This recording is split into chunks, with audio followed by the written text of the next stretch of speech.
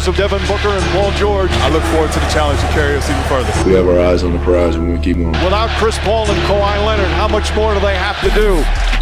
Devin Booker from downtown. Clicking on all cylinders. He's not afraid of the moment. Oh, Paul George does it again. Well, this is fun. Heck of a player. Devin's a heck of a player. The best team's going to win. Got it again. It's a Booker bonanza. Bridges to Booker. Back to Bridges. This is a really big win for us. It's only one game. We have another one Tuesday that we're getting ready for. Good day. What's going on, everybody? Welcome into First Take. Thank you for hanging with us. Max Kellerman, how we feeling? How we living? Ready to go? All right. Stephen A. will be with us in just a moment. He's in Phoenix getting all settled. Obviously, he's got a Stephen A. Sports Center tonight. That'll be fun. And, of course, the game. Let's talk about it. Game 2 tonight. Obviously, they're in Phoenix, the home team, with a 1-0 lead. Kawhi Leonard is out again with a sprained knee. Chris Paul is also listed as out due to COVID health and safety protocols. Suns are favored by 5.5. Max Kellerman, if the Clippers lose tonight and go down 0-2, will they come back like they've done in these playoffs against the Mavs and the Jazz? Oh, I'm not ruling that out.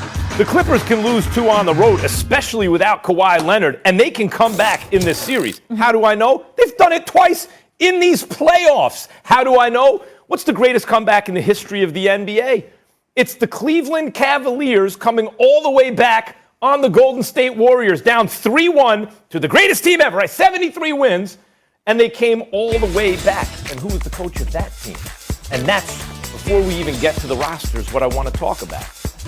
Ty Lue's the best coach in the NBA. He's the guy I'd want. Listen, apology to Greg Popovich, who's the argument for greatest coach of all time. Eric Spoelstra's a great coach. You have great coaches around the league. But if I had to choose one guy, I'm considering everything, developing players, getting, their confidence right, the X's and O's, making adjustments in series, all that stuff, experience, age, factor everything in. Give me Ty Lue. I think he's the best coach in the NBA. He's the guy you want. And that's the coach you got. Now, the Clippers just went to the end of a game on the road where the Suns they didn't have Chris Paul. The Clippers didn't have Kawhi. On the road, in front of a great raucous hometown crowd for the Suns, with a 40-point triple-double and nearly flawless play from Devin Booker, the Clippers came that close to winning the game. No Kawhi. That close to winning the game. By the skin of their teeth, they lost. If they lose another competitive game to the Suns on the road, can they come back and win this series, provided Kawhi comes back? Do they have a Finals MVP on the team? No, they have a 2-time Finals MVP on the team if Kawhi's playing. Paul George has stepped up, and playoff P, it now goes back to meaning like actually he can play when it matters most. They have an excellent supporting cast. Playoff Rondo, and the best coach in the game. Yes, they can do it again. All the Suns will have done if they win the first 2 games is defend home court. Yep. Clippers still going to have to win a game on the road, but the answer is you cannot count them out. They can do it. And Max, the other thing I want to point out, you talked about Paul George stepping it up. Post-game press conference after Game 1, he talked about that. Now we're just going to go back, watch the film, and work on those adjustments that you said Ty Lue is so fantastic at. I think we have Stephen A. now. Mr. Smith, you with us, sir? I can hear y'all fine. I can't see y'all, but I can hear you. How y'all doing? We can see you. You're looking good. All right, so Stephen A., tell me this. If the Clippers lose tonight and they go down 0-2, do you think they'll come back again like they have in this playoff we saw with the Mavs and the Jazz? No. I think this is a different beast. I think when you were going against the Utah Jazz, as sensational as I believe Donovan Mitchell is, he was the only guy on the court that could make a play for himself. The rest of them were completely dependent on him and what he created for them in order for them to score the ball. And when you're playing against stout athletes like the Los Angeles Clippers with Kawhi, with Paul George, even though Kawhi wasn't there the last 3 games, but with a Paul George, with Reggie Jackson, who's playing for a new contract and playing lights out, with Morris and everybody else, I mean, you're going to have to show up. In the case of the Phoenix Suns, that's not their issue. CP3 might be out, but Devin Booker, the second coming of Kobe Bryant, as far as I'm concerned, when you look at the kind of show he's capable of putting on, that's one element. When you look at Cameron Payne coming off the bench and subbing for CP3, I think that's another element. When you look at Mikal Bridges and the way that he's been playing, you look at the experience of a Jay Crowder, who's as tough as nails.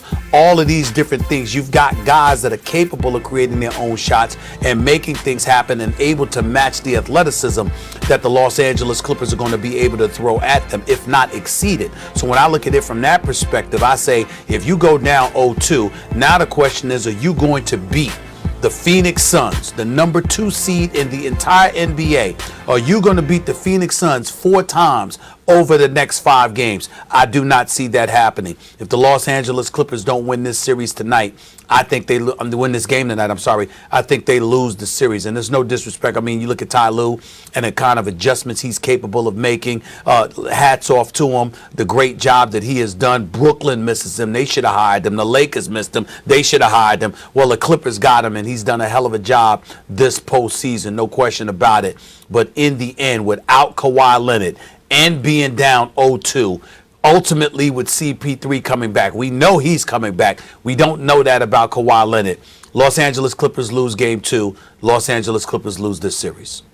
Listen, all the Suns will have done is defend home court. Like every series that has ever been played, either we go up, home team may be in trouble, team with home court, they lost home court. You know, all you need to do is get a split on the road, or, okay, they defended home court. Now, you're right, Clippers are going to have to get a win on the road. I don't see that happening without Kawhi Leonard. They don't have Kawhi Leonard. They lose game 2, of course. They're going to lose.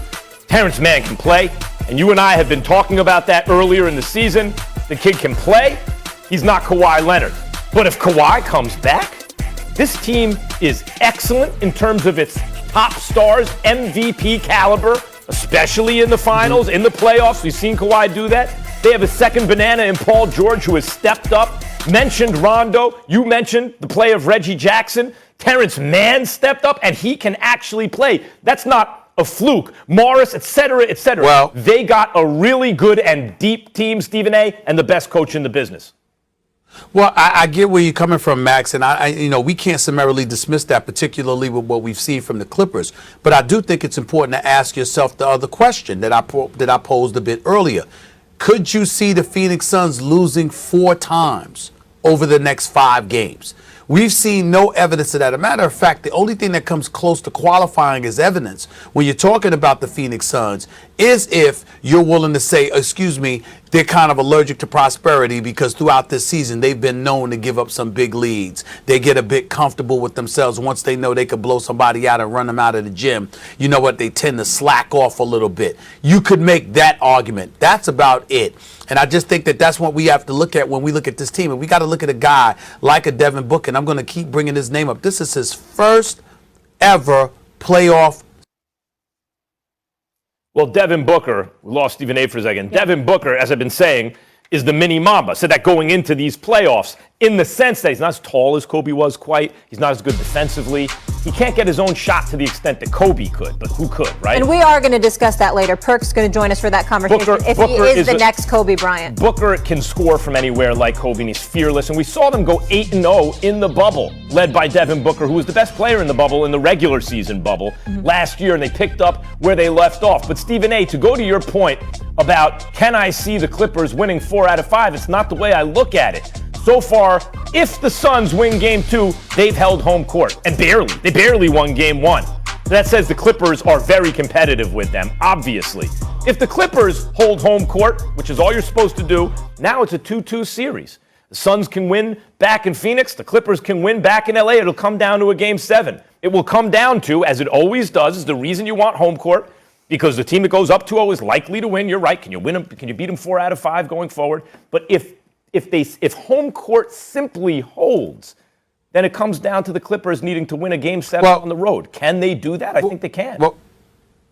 Well, first of all, you already lost this argument because you said that's not the way you look at it. And we don't really mind how you look at basketball. We don't pay attention to that, Max Gilman, because you come up with a whole bunch of things to, with some of your theories and what have you straight out of Columbia. And that's what your definition of basketball is. You can look at it that way. And it's very plausible. It's not like your arguments are implausible or anything like that. I'm not trying to accuse you of such a thing. But what I'm saying is that you got to go series by series and you have to pay attention to who you're going up against. I totally get what you're saying about the Clippers. You're not wrong. I'm not dismissing it. It's not like you're ignorant about the game of basketball. I'm not accusing you of that. I'm simply saying that when you look at the level of competition that they're going up against in this particular series. The Clippers beat you because you know what? Whether it's with Kawhi and Paul George or whomever else comes into the equation, they play a perimeter guard-oriented style of play. And when you're going up against teams that have an inability to create their own shot, the Clippers are capable of running you out the gym. When you're going up against a team that is fully capable of that, you got a different animal. And by the way, I completely disagree with you that Devin Booker, even though he's a star and he can create his own shot, not quite Kobe-esque. I'm sorry. The Devin Booker that I'm looking at, I haven't seen him have a problem getting his own shot at all. Well, all but season not long. to the extent this dude is something special. Could. I mean, like, look, I love Devin Booker. Excuse me? That's why I love Devin Booker. Devin Booker idolized Kobe and was mentored by Kobe. I'm not the only person that's called him a mini Mamba. You're now saying he's the next Kobe Bryant. Like we're in a large group of people who make that comparison. But I don't think Kobe Bryant was the best bad shot maker who ever lived. Meaning he always had a shot available to him. I'm not slighting Devin Booker. I'm just saying in that regard, Kobe's in a class by himself. And I guess, for me, Eddie Johnson, a former NBA player who does a great job on SiriusXM's NBA radio, he calls Suns games out here. And if you listen to him talk about Devin Booker, I mean, nobody has pointed out the greatness of Devin Booker more than he has because he watches every game, because he calls every game. And when you look at Devin Booker, he just kept imploring people all year long, because whenever I get a chance, it's not often, but whenever I get a chance, I listen to his show. And all year long, he's been beating that drum about Devin Booker. He's like, watch this kid. And the guy, you know what? When you talk about bad shots, Max, there aren't too many bad shots that he takes. You know why? Because he finds a way to get himself open. Yep. He doesn't say what Ocho Cinco says, I'm always open. That's Ocho Cinco's favorite line, I'm always open. He doesn't say that. But when you look at Devin Booker, it seems congested. It seems the area's congested. It seems that he's being guarded. But then all of a sudden, it's one move, it's one push off, it's one level of elevation, and somehow, some way, he always looks open when it's time to shoot. The kid's special. Special. Let's keep it rolling, fellas. And now to the Eastern Conference.